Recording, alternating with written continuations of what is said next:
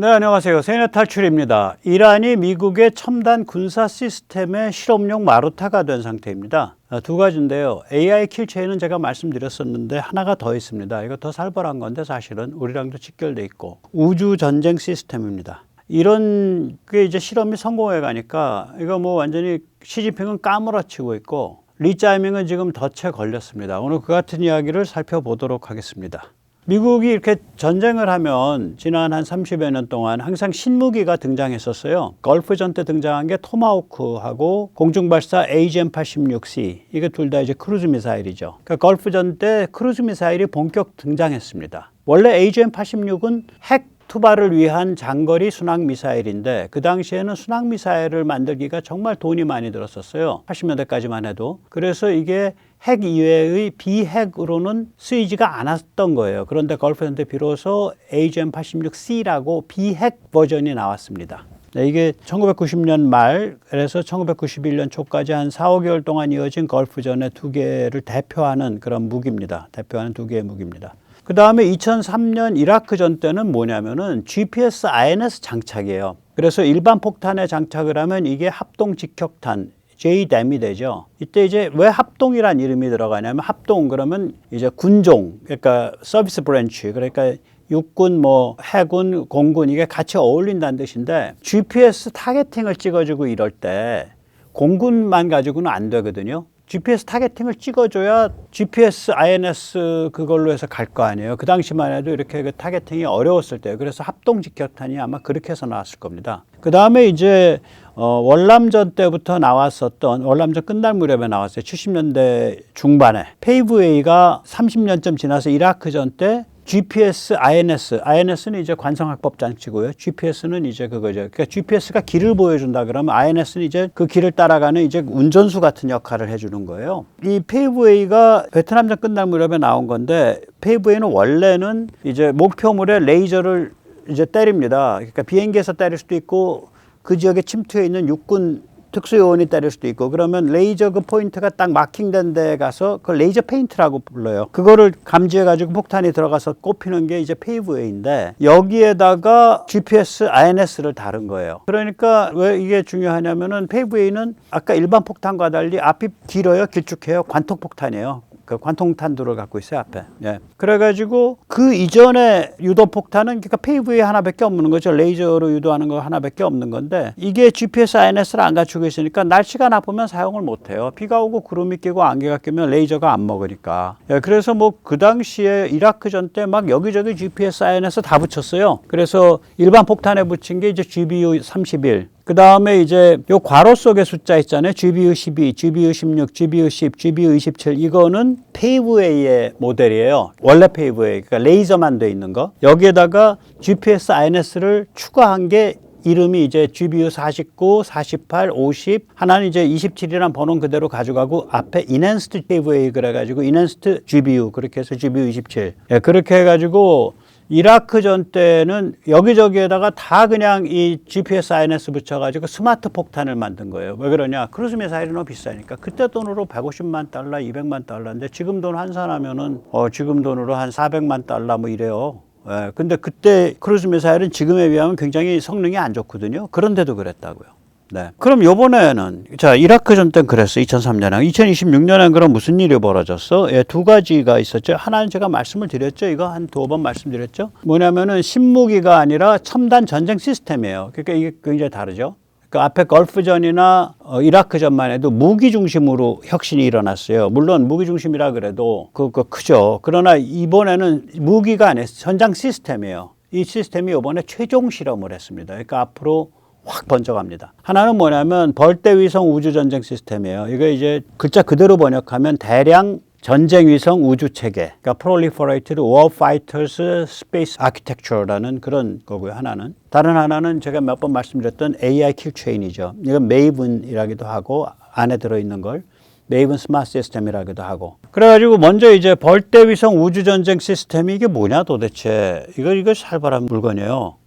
예, 이게 좀 복잡한 얘기라서 이 그림을 가지고 얘기를 할게요. 이게 뭐냐면은 위성이 세 종류가 등장해요. 그러니까 화력 통제 위성, 이게 집중 감시입니다. 그러니까 집중 감시를 하려고 그러니까 시야가 좁죠. 그래서 이거를 미디엄 field of vision, 시야가 좁다 이거예요. 그게 2대밖에 이번에 투입이 안 됐어요. 하나는 노스럽 그루만에서 만들었고 하나는 L3 해리스가 만든 거예요. 그 다음에 또 한 종류는 뭐냐면 광역감시 추적 위성이에요. 이게 한 20, 30대 지금 투입돼 있어요. 이거는 wide field of vision이에요. 그러니까 넓게 봐요. 이게 수십 개 들어가 있어요. 요번에. 그 다음에 통신 중계 위성. 이거는 이제 라우터의 일종의 우주 라우터라고 보시면 돼요. 트랜스포터 새틀라이트라 그러는데 이건 100여 개 돼 있다고요. 그럼 이제 뭐냐면은 광역 감시하는 애가 저기 탄도미사일 발사됐네 하고 그걸 쭉 추적을 해요. 얘가 추적까지 해요. 대충 추적을 해. 그런데요. 이걸 그러니까 감지, detect, 그 다음에 identify, 식별, 뭐 이란의 무슨 탄도미사일이야 뭐 이렇게 식별하는 거. 그 다음에 그거를 어디로 가고 있다. 대충 궤도가 이럴 거다 해서 트래킹, 추적, DIT는 얘가 해요. 저는 여기까지인 줄 알았어. 근데 이번에 저도 까무라쳤어요. 이 시야를 좁게 정확하게 보는 애가 따로 있는 거예요. 화력 통제 위성이 Fire Control Satellite가 따로 있더라고. 얘가 2대밖에 안 들어갔어요. 지금 실험 중이니까. 얘는 뭘 하냐면은 요격 미사일을 지령 유도해 주는 애예요. 그러니까 좌표가 기막히게 정확하게 나와야죠. 3차원에서. 그거 어떻게 그렇게 하는지 모르겠어. 2대만 갖고 한 대가 그걸 하는 거야. 그러니까 광역이랑 같이 하면서 얘가 무슨 데이터를 이렇게 만지는 모양이에요. 그래가지고 얘가 요격 좌표를 가지고 요격 설계를 해. 그리고 이지스함에다가 대고 야, 너 말이야 지금 SM6, SM3 쏴 하고 시켜요. 그럼 이지스는 지가 어딘지도 모르고 불러준 좌표로 쏘는 거야. 이지스 레이더는 얘 보지도 못했어 아직. 우주에서는 다 보이지만 지구가 둥그러니까 공면 효과 때문에 지구 공면 효과 때문에 이지스는 얘가 안 보일 수가 있다고요. 그냥 그 가르쳐준 대로 쏜 거예요, 이지스는. 그 다음에는 계속해서 이지스에 대고 야, 그 좌표 여기로 틀어, 저기로 틀어, 여기로 틀어, 저기로 틀어라고 지령 유도를 이지스 함에게 시키는 거예요. 그럼 이지스는 그대로 무선 쏴가지고 지령 유도해, 미사일을. 그러니까 무시무시한 게 일어난 거예요. 그러니까 위성이 요격 미사일을 지령 유도하는 실험을 한 거예요, 요번에. 감시 추적은 물론이러냐. 원래 HBTSS라는 게 Hypersonic and Ballistic Tracking Space Sensor를 줄인 말이거든요. 그러니까 극초음속과 탄도미사일의 궤도 추적까지였었어요. 원래 이름이. 그런데 거기에 하나의 카테고리가 더 생긴 거예요. 그 안에. 그게 뭐냐면은 Fire Control, 화력 통제가 들어간 거예요. 지령 유도가. 이 요격 미사일이 목표물 부근까지는 지령 유도로 가고요. 목표물과 20, 30km 남겨놓고서 얘가 자기 레이더로 그다음에 물고 들어가거든요. 자기 레이더 혹은 자기 적외선. 보통 적외선 우리 같은 경우는 적외선 많이 쓰죠. IR. 예, IR로 물고 들어간다고요. 속도가 빨라가지고 플라즈마가 심해서 레이더가 잘 안 먹힐 때가 있대요. 오히려. 그럼 적외선은 그 뜨거운 온도에 어떻게 작동하냐? 그걸 또 작동시키는 또 노하우가 있는 모양이에요. 아무튼 간에. 그러면 여기서 첫 번째 실험은 뭐냐? 광역감시 추적 위성이 적 탄도 극초음속 미사 발사를 감지, 식별, 추적할 수 있냐? 오케이, 추적할 수 있지. 그럼 그 데이터를 화력통제 위성에 넘겨주면 화력통제 위성이 이지스 구축함을 이용해서 요격 미사일을 지령 유도할 수 있냐? 이걸 실험한 거예요, 이번에. 이거 국내에서 별로 얘기 안 하고 해외에서도 별로 얘기 안 해요, 이 얘기를. 너무 기술적이라 그러는데 우리는 모르겠어요. 우리는 저 같으면 굉장히 절실하거든. 왜냐면 우리는 중국이나 북한이랑 맞붙어 있으니까. 그리고 우리가 세계 최초로 우주군이 파병된 나라이기 때문에 이런 시스템으로 한 겹 더 두르게 됐다라는 게 저한테는 굉장히 발 뻗고 잘 수 있게 된 거거든요. 그러면은 이 실험을 위해 가지고 굉장히 고감도 위험을 감수했어요. 이게 이제 그 극궤다로 그러나 이게 남에서 북으로 도는 궤도 같은 거 그것이 조금 기울었다든지 뭐 이래요. 그럼 이런 것들이 저궤도라는 게 이런 게 이제 2시간에 한 번 꼴이고 그다음에 한 번 돌 때 이란 상공위를 지나가는 게 10분 15분밖에 안 돼요. 그리고 얘는 2시간마다 이렇게 돌지만 지구는 이렇게 자전을 하잖아. 그래가지고 한 번씩 뭐 1시간이나 뭐 2시간씩 지날 때마다 이게 한 2,000km씩 움직여요. 그래가지고 하루에 2번인가 밖에 안 와.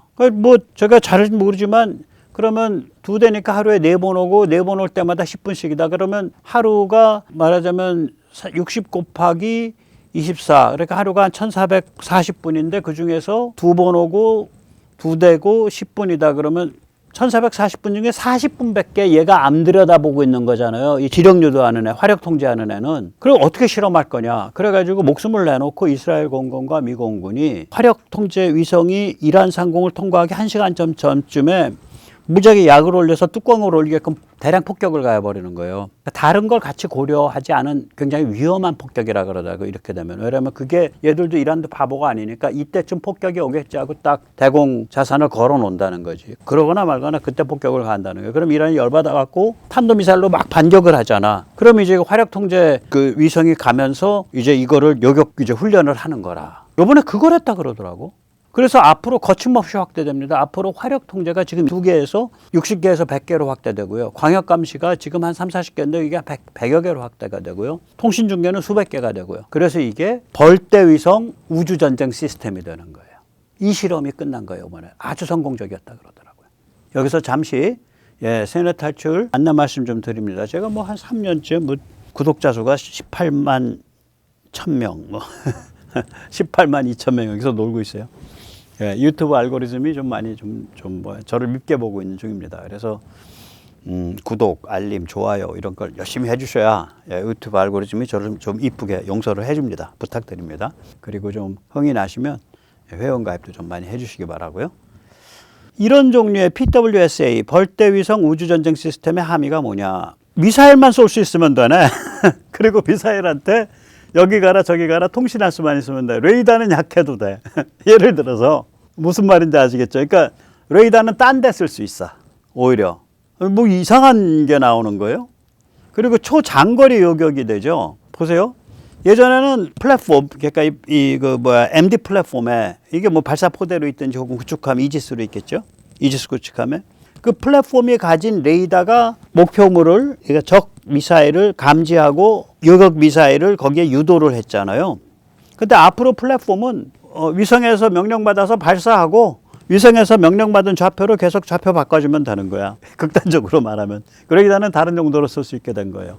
혹은 레이더 숫자보다는 플랫폼, 발사포대 숫자, 요격 미사일 숫자를 많이 갖출 수 있게 된 거예요. 같은 돈이면. 그 다음에 두 번째는 이게 재밌는 얘기인데, 요격 미사일의 1단계 로켓만 커지면, 지금 보세요. 우리가 보통 이렇게 그림 같은 거 그려놓으면 이렇게 반구형이라고요. 만약에 요격 최대 고도가 뭐 20km다 그러면은 수평 사거리는 뭐 기껏해야 뭐 25km 이래요. 그러니까 이 최대 고도랑 이거랑 많이 안 벗어나. 고급비 되면 이게 좀 넓어져요. 예를 들어서 LSAM 그러면은 이게 거의 200km 갑니다. 저희도. 그러니까 펑퍼짐하게 돼요.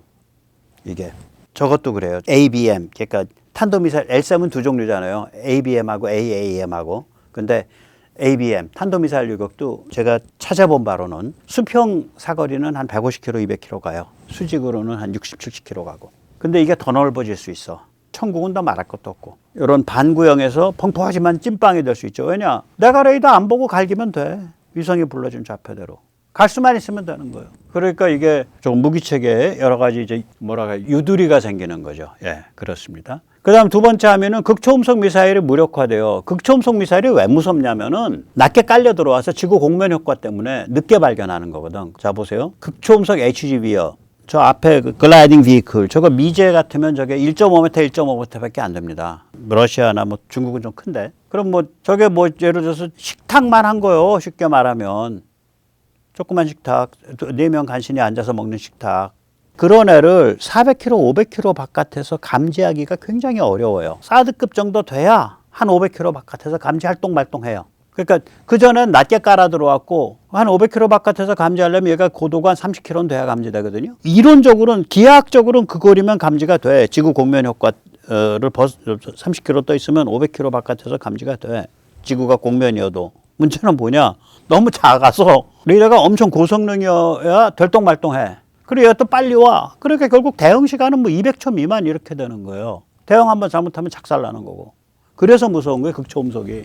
뭐 극초음속 순항미사일도 그런 시기에서 무서운 거예요. 극초음속 순항미사일 그 한 고도 2만 m에서 3만 m 사이로 날아 들어오잖아. 그래서 무서운 거거든. 장거리를 빠른 속도로. 그러니까 이게 낮게 날아 들어오면 그걸 감지하고 디텍트하고 저거 뭐 중국제 극초음속 그 글라이딩 바디야. 그걸 글라이딩 바디라고 부릅니다. 앞에만 따로 활강하는 거를.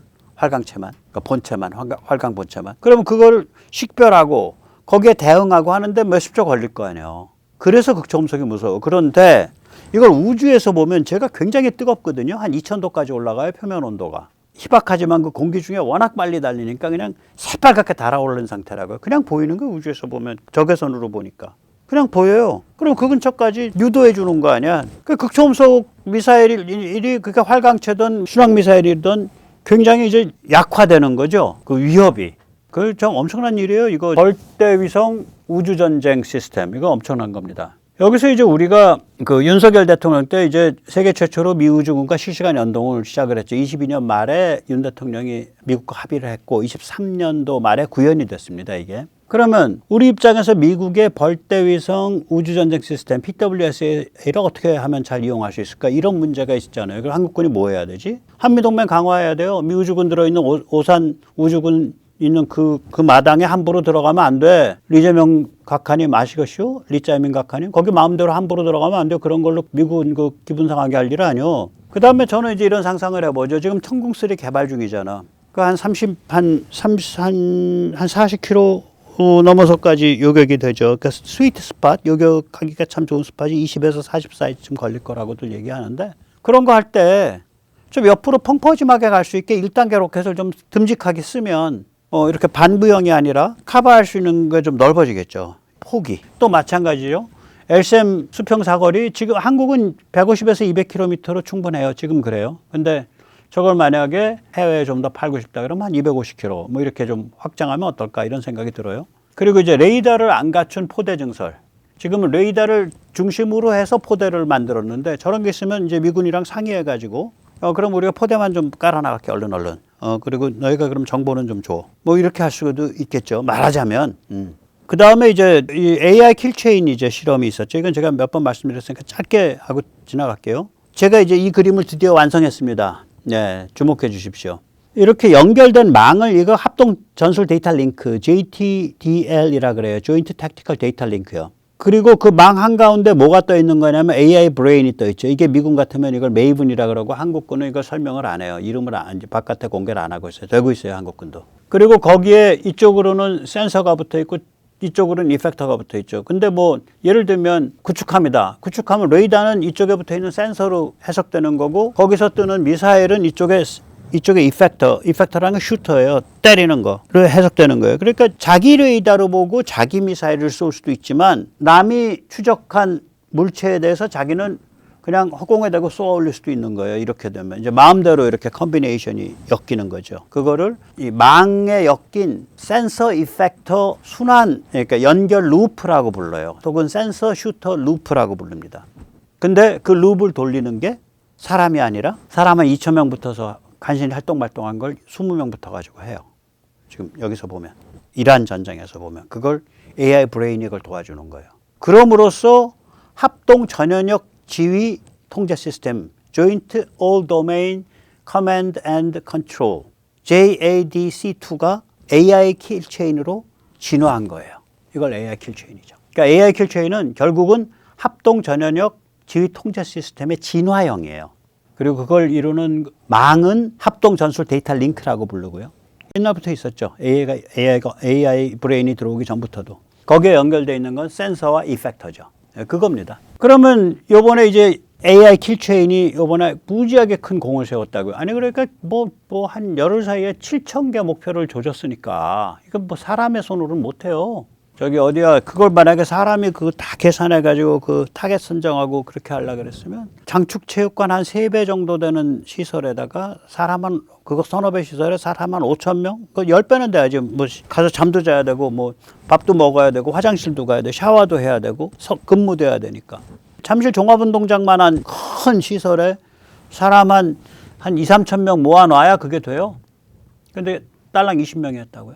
이게 22년 또 우크라이나 전쟁 이후 14,000년 동안 우크라 전쟁과 중동에서 진화해가지고 이번에 완전히 자기 실력을 증명했어요. 그러니까 이제 거침없이 확장하는 거예요. 모든 센서와 무기를 네트워크 연결하고. 거기다가 만약에 그 무기 플랫폼이 또 온디바이스 AI, 조그만 AI 갖고 있으면 얼마나 좋아. 마치 우리가 삼성 휴대폰에서 자기가 AI 갖고 있고 또 휴대폰을 통해서 내가 챗 GPT나 제미나이를 쓸 수 있고 그런 거죠. 뭐 똑같은 거지. 그럼 이게 AI 킬체인 미군 메이븐의 함의가 뭐냐 성공이 미군 메이븐은 이제 AI 킬체인 가운데 앉아 있는 아까 그림에서 그 브레인이죠. 한국군이 두 개는 미국이랑 이게 한미 연합군이잖아요. 미군 거에 필요할 때 싹 전쟁 나면 싹 집어넣을 수 있게 플러그인이 잘 되게 가다듬어야 되고요. 한 개는 미군과 정확한 보안 분업이 일어나게 해야 되고요. 두 개는 보완하면서 미제를 대체하는 거고요. 그 다음에 한 개는 독자예요. 그럼 보세요. 이름도 똑같아요. 우리 한미연합사기 때문에 한미연합국이기 때문에 이름이 같아요. 망연결. 미국에서도 이거를 JTDL이라고 부르고 우리도 JTDL이라고 불러요. 합동 전연역 지휘통제. 우리도 JADC2라고 부르고 미군도 JADC2라고 불러요.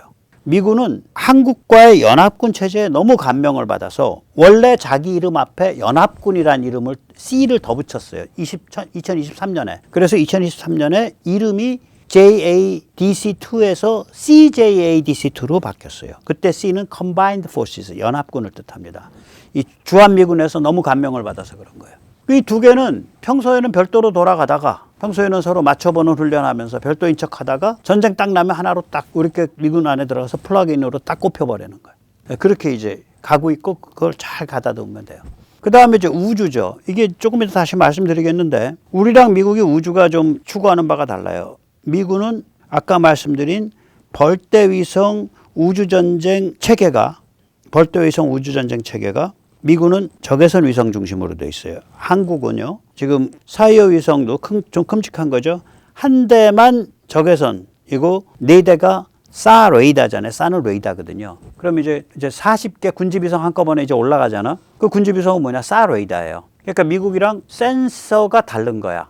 미국은 적외선 중심이고 우리는 적외선도 있지만 사 레이더 중심이에요. 그러니까 이게 보안 분업 체제예요. 이게 왜 보안 분업이 되는지 조금 이따 조금 말씀드릴게요.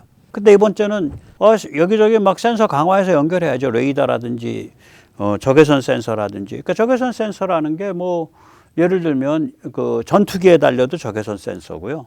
그 다음에 EOIR 센서고, 그 다음에 뭐 무아브 같은 정찰기, 무인 정찰기에 달려도 EOIR이고요. 그 다음에 보병이 이렇게 밤에 내다보고 있는 것도 EOIR이에요, 일종의. 그러니까 그런 게 다 연결돼야죠. 그 다음에 소나, 음향 소나, 그러니까 전함에 달린 음향 소나, 그 다음에 잠수함의 음향 소나, 무인 잠수정의 음향 소나, 무인 수상정의 음향 소나, 바다에 깔아놓은 선에서 나오는 음향 소나, 이런 것들은 우리가 깔면서 미군 거랑 연동을 하는 거죠. 그 다음에 위성에 딸린 것도 사는 여기 레이더에 해당하는 거고 적외선 EOIR은 여기에 해당하는 거예요. 이게 미군이랑 보완하면서 대체하는 거죠. 그 다음에 이펙터, 그러니까 무기를 강화해서 연결해야죠. 이것도 보완 대체죠. 왜 그러냐면 미국이 우리한테 너무 민감한 무기를 잘 안 팔아요. 주한미군에 들어와 있는 무기를 보면 알잖아.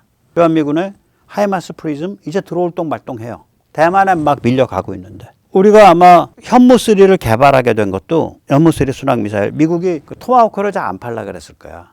그리고 그 당시 토마호크는 함정 발사뿐인데 우리가 함정에서 토마호크 발사를 제어할 수 있는, 그러니까 온전한 이지스를 산 적이 없어요. 우리는 항상 반쪽 이지스를 샀죠. 반쪽을 샀지. 그러니까 레이더 쪽만 샀지. 화력 쪽은 안 샀거든. 그래서 우리가 토마호크를 못 들여왔죠. 그러니까 우리는 그걸 자꾸 보완 대체하는 거죠. 화력, 미사일, 레이저 이런 것들이 이제 이펙터죠. 결국은 총, 뭐 유탄 발사기, 뭐 이런 게 다 이펙터들이죠. 그 다음에 이제 보안, 시큐리티. 이게 이제 우리가 굉장히 중요하죠. 예, 만약에 리짜밍 각하께서 이거 뒷문 잘못 열어주면 우리는 이제 망하는 겁니다. 예, 다중화하는 거고요. 그래서 맞아가지고 하나 망 부서져도 다른 망으로 통하고 이렇게 만들어놔야죠. 그리고 이제 뭐 저도 잘은 모르지만 이게 제로 트러스트 이런 거 추진하고 있을 거예요. 제로 트러스트는 뭐냐면 통신할 때 처음에 통신이 맺어질 때마다 너 누구요? 나도 몰라. 아는 척하지 마. 그런 식으로 반응하는 거예요. 전혀 신뢰관계가 없다라고 전제하고 처음부터 다시 확인해가는 거. 그래서 트러스트가 없다, 신뢰가 없다. 그래서 제로 트러스트예요. 그래서 이 제로 트러스트 방식 쓰면 이거를 해킹을 하기가 굉장히 어려워요. 망 해킹하기가. 예. 아마 그런 여러 가지를 지금 하는 걸로 알고 있습니다. 그래서 다시 한번 말하면 여기에 있는 이제 그 살색은 뭐냐? 이거는 유사시에 미군 시스템하고 딱 끼어 들어가는 거. 여기에 있는 하늘색은 뭐냐? 미군과 좀 체질이 다른데 이게 보안 관계인 거. 그 다음에 이제 나머지 회색들은 뭐냐? 이건 보안 대체. 이거 하면 미국 거 안 사도 되고 뭐 이런 거죠. 또는 미국 거보다 더 나을 때도 있고. 예, 그렇게 한 6가지 영역에서 우리가 계속해서 강화해 나가면 되고, 또한 중국을 겨냥한 비대칭 전력을 강화해야 돼요. 대만이 이제 추진하려고 하는 거예요. 이거 지금 저기 대만 그 종중, 친중 야당들 TPP하고 KMT, 그러니까 국민당과 대만인민당 그 두 개가 이제 종중, 친중인데 거기서 지금 계속 뒷다리 잡아서 못 하고 있는데 이게 20만 공중, 지상, 수상, 수중 드론 프로젝트예요. 공중, 지상, 수상, 수중 드론을 20만 개 만들겠다. 우리 뭐 20만까지 안 가더라도 뭐 한 10,000개 정도는 만들어야 되지 않나 그렇게 생각을 합니다. 10,000개, 20,000개는. 근데 리짜밍 각하께서 뭐 중국을 섬기느라고 너무 바빠서 이런 그 중국을 겨냥한 비대칭 열심히 할 것 같지가 않아서 걱정이 많습니다. 여기서 이제 윤 정부가 결정한 그 벌떼위성, 그 군집위성을 좀 보겠습니다. 이게 기본이 뭐냐면 지상, 수상 타겟을 모두 좌표 찍어라예요. 이게 미국이랑 달라요. 미국은요, 미군의 벌떼위성 우주전쟁 시스템은 적외선 센서로 위로 솟아오르는 탄도미사일과 극초음속 미사일을 센싱하는 게 목표예요. 왜냐면 이게 속도가 빠르기 때문에 공중에서 열이 많이 나거든. 또 발사할 때 또 열이 많이 나고. 근데 발사할 때는 이제 날씨가 흐리면 안 보이고 거기에 이제 구름이 껴봐야 그게 대개 한 10km까지만 끼잖아요. 우리 비행기 타고 다녀보면 알잖아. 10km에서 50km는 성층권이에요. 거기는 항상 날씨가 맑아. 태풍 불어도 한 15km까지나 뭐 위에 잠깐 불룩불룩 이렇게 그 얼음이나 이런 게 구름이 솟아오르지 그 위는 다 또 맑아요. 그러니까 이 성층권 스트라토스피어로 들어오게 되면 근데 거기도 공기가 있거든. 그러니까 굉장히 뜨겁다고 이 표면이. 그래서 적외선에 그냥 찍히는 거예요. 적외선 센서에. 그래서 미군은 그렇게 갔어. 근데 우리는 어떻게 되냐.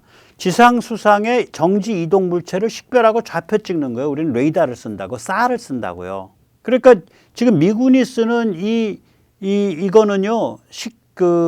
그 적외선 방식은 지상 수상의 정지 이동 물체를 식별하고 좌표 찍기를 못하거나 효과적이질 않아. 예를 들어서 큰 배다. 그럼 좌표 찍을 수 있어. 왜냐하면 배의 온도와 바다의 온도 차이가 커가지고 배가 보여요. 근데 구름이 끼고 안개가 끼면 안 보여. 어떻게 믿냐고.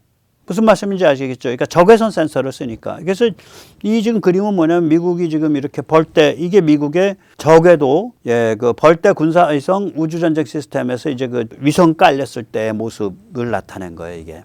그렇습니다. 근데 이제 아까도 말씀드렸지만 이제 윤 정부가 이게 22년 말에 이걸 SAR로 간다, 레이더로 간다고 결정을 한 거야. 이건 뭐냐면 지상 수상의 정지 이동 물체를 식별하고 좌표 찍는 용이에요, 이거는. 이거는 뭐 레이더파가 뭐 날씨가 흐리고 비가 와고 날씨가 따뜻하고 태풍이 치고 한다고 해서 레이더파 못 가는 거 아니잖아. 항상 가. 24시간 365일. 그러니까 윤 정부 그때 어떻게 계산한 거냐면요. 미군의 벌떼 군사위성 우주전쟁 시스템 PWSA가 적외선으로 탄도미사일, 극초음속 미사일을 잘 식별해서 추적을 하니까 또 그걸 우리한테 잘 알려주기로 했으니까 우리는 지상 수상의 정지 혹은 이동 목표를 전천후로 좌표 찍는 거에 몰빵하자 이렇게 된 거야. 잘한 거예요. 저는 윤 대통령이 특히 이 그 한미 관계와 글로벌 군사 지정학에 대해서 굉장히 잘했다고 생각하는 사람이에요.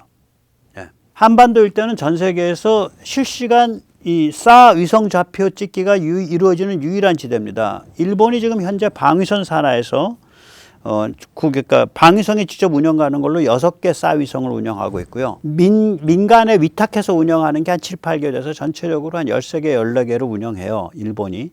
근데 우리가 거기에 40개가 더해지잖아. 그럼 일본도 열받아서 더해. 그럼 이게 무슨 일이 벌어지냐면요. 이게 보통 2시간에 한 번씩 돌거든요. 그럼 어떻게 되냐. 2시간에 한 번을 돌면 이게 2시간에 한 번씩 도니까 120분에 만약에 60개가 돈다.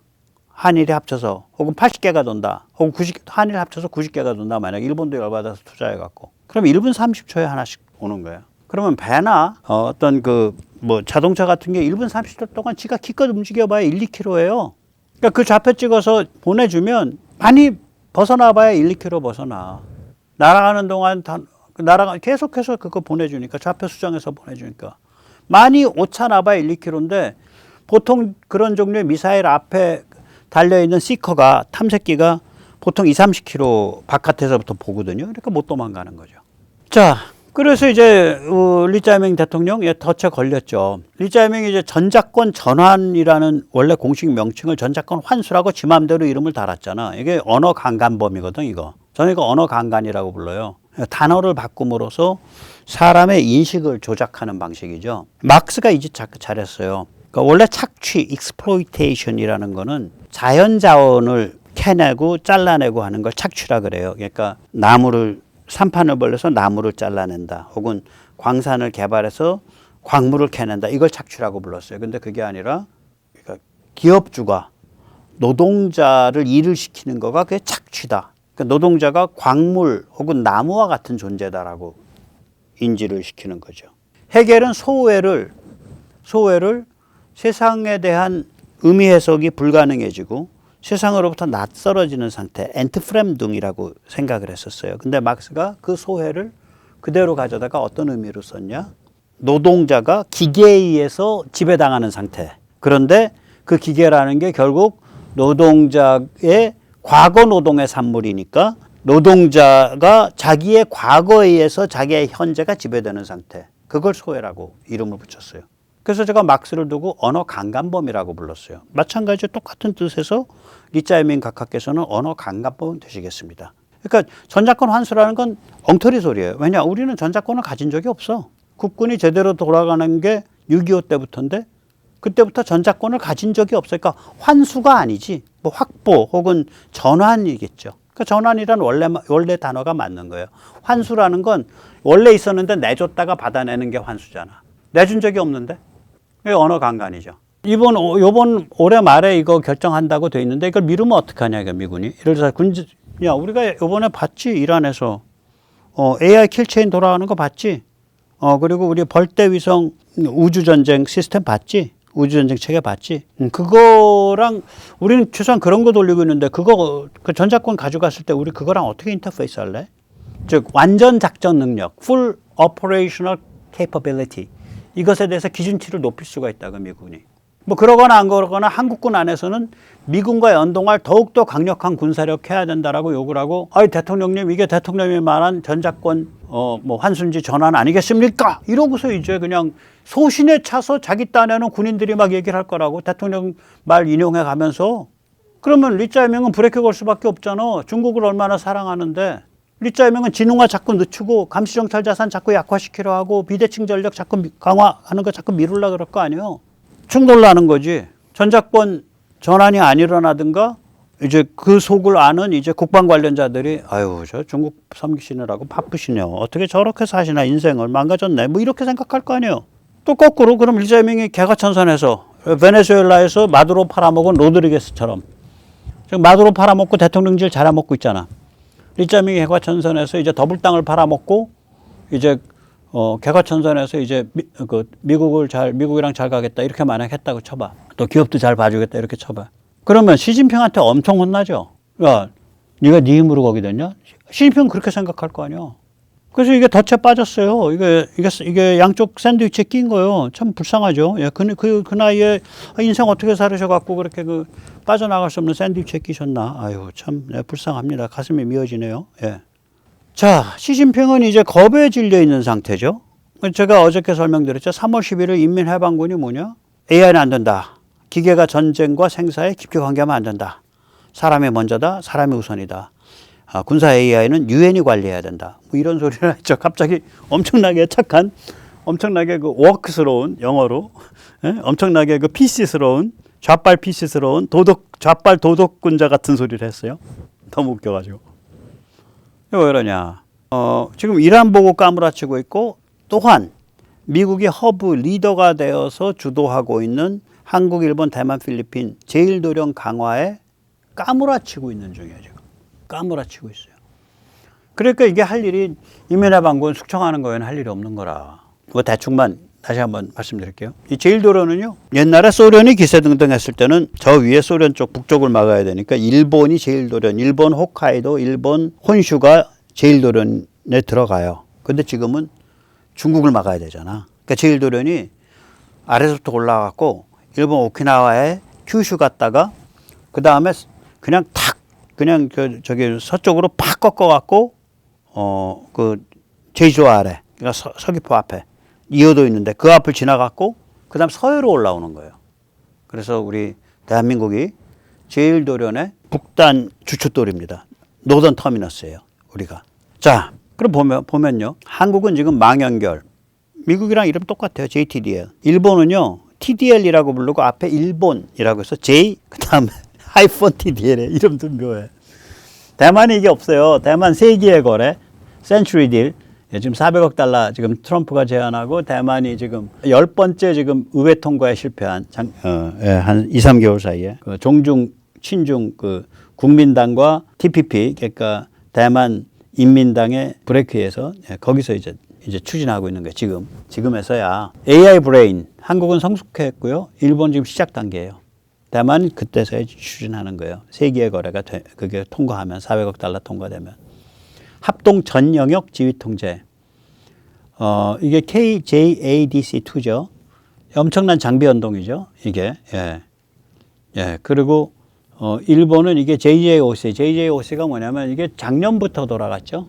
일본이 합참이 없었어요. 그래서 합참이라는 이름 대신에 일본은 Japan Joint Operation Command, 그러니까 일본 합동 작전 사령부 JJOC라는 이름으로 쓰고요. 거기서 추진하고 있는 지휘 통제 시스템의 이름이 쉴드, 방패라고도 해석이 될 수 있는데 뭐 스페이스, 하이퍼소닉 어쩌고 저쩌고 해갖고 심지어는 나중에 L도 빠졌네. 리터럴, 천해인데 일본에 무슨 천해가 어디 있어? 그러니까 쉴드라는 여기 L자 빠졌는데 방패라는 단어를 억지로 만들어냈어요. 말도 안 되게. 아무튼 그 가동을 시작을 했습니다. 고슴도치 화력. 한국은 세계 최강이고 일본은 사실 별 볼 일 없는데 이제 시작했죠. 그러니까 박수 쳐줘야지. 이제야 장거리 타격. 그러니까 12식 지대함, 지대지 미사일을 장거리로 바꾸고 12식을 또 함대지로 바꾸고 이런 일 이제야 시작했죠. 대만은 이 고슴도치 화력이 급발진했습니다. 급발진했어요. 그러니까 요번에 400억 달러 패키지 그건 아직 안 떨어졌고 110억 달러 패키지가 있거든요. 거기서 이미 하이마스라든지 그 드론이라든지 엄청나게 샀기 때문에 급발진했어요. 그 다음에 중고도 장기체공 드론. 이게 이제 메일이라는 거죠. 미디엄 알티튜드 롱 인듀런스 그래가지고 줄여가지고 중고도 장기체공 메일이라고 하는 거죠. 이게 이제 이건 나중에 또 좀 다룰 텐데요. 이게 정찰의 최고죠. 우리 무하브를 이걸 만들어 놨는데 지연되고 있죠. 그거 무하브 빨리 만들어서 지금 띄워야 되는데 지금 지연되고 있잖아. 세워라 내워라. 중국이 굉장히 싫어하는 거죠. 일본이 MQ-9B 이게 MQ-9 시리즈 중에 제일 몸집이 크고 뼈대가 굵은 애예요. 또 대만도 MQ-9B 올해 들어옵니다. 대만 이게 이렇게 쓰고 있고 비대칭 드론 한국은 지연되고 있고요. 그러니까 일본은 추진 안 하고 대만은 20만 드론 프로젝트를 추진하려고 하고 있는데 그게 아까 말씀드린 그 400억짜리 패키지에 들어있어. 400억 달러 패키지에. 거기에 이제 국산도 있고 수입도 있고. 근데 그거를 안 하고 있죠. 안 하고 있습니다. 종중의회가 브레이크 걸고 있죠. 한편 필리핀은 거긴 힘이 약하고 가난한 나라잖아요. 기초 체력에 해당하는 무기를 지금 열심히 한국으로부터 사고 있죠. FA-50도 샀고 전투함도 샀고 이제 계속해서 사고 있죠. 필리핀은 이제 미국과 군사협정 EDCA를 맺고 요충지 9군데 미군 기지가 최근 몇 년 사이에 들어갔죠. 다시 그 코라손 아키노 때 쫓겨났다가 그때 왜 쫓아냈어? 그래. 아유 참 바보들이죠. 그때 왼쪽 물 들어가지고 쫓아냈죠.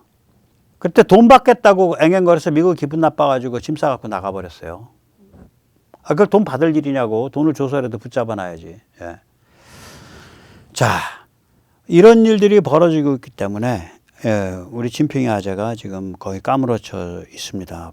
그분도 좀 인생이 많이 꼬이고 있죠. 그래서 한마디로 하면 이란은 지금 그 벌떼위성 우주전쟁 시스템과 AI 킬체인의 최종 실험 마루타가 됐고요. 그게 너무 대성공을 거두니까 이제 그 여파가 밀려들어서 리짜이밍은 덫에 빠졌고 진핑이 아재는 지금 거의 까무러쳐 가고 있습니다. 네, 오늘 여기까지 모시겠습니다. 주말 편안하게 보내시기 바랍니다. 감사합니다.